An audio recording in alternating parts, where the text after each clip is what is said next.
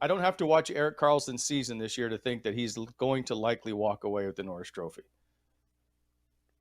How many times have you seen him play? I would have. 5.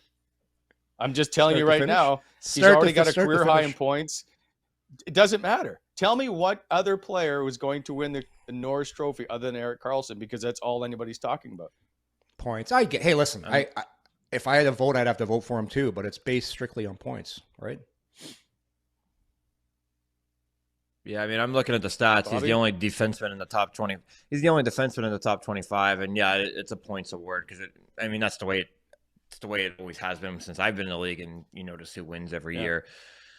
Aside from maybe the year Duncan Keith won, I don't Mike think he Green was got screwed.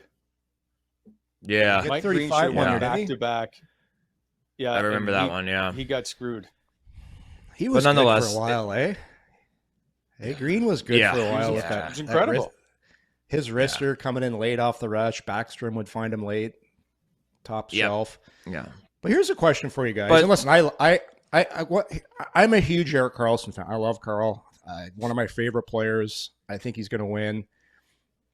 Just to play devil's advocate, how many of those points are coming in a 7-4 loss when Karl gets 3 and they're not really meaningful points? Doesn't How many matter. Why doesn't it matter? Well, if Wayne Gretzky scored a bunch of empty net goals, is anybody talking about him not getting to 60 goals on the season because he scored empty netters? No. But when Gretzky was winning those awards, his teams were winning too. That's the difference with Not always. We can get He into only won 4.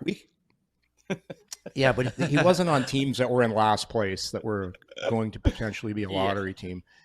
Like it's different. Yeah. It's different when you get points in meaningless games. That's why you have guys that score.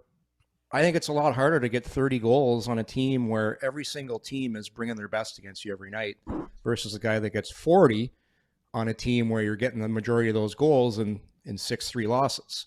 It's just different. Exactly. I understand. It's like what we're talking about right now with the Ottawa Senators.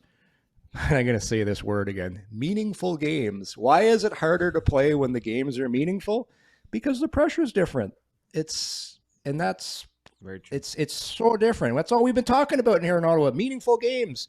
Yet we're going to give awards for guys that aren't playing meaningful games. Right? Yeah. Does it make any Man, you are sense? so Not really. negative. You know what?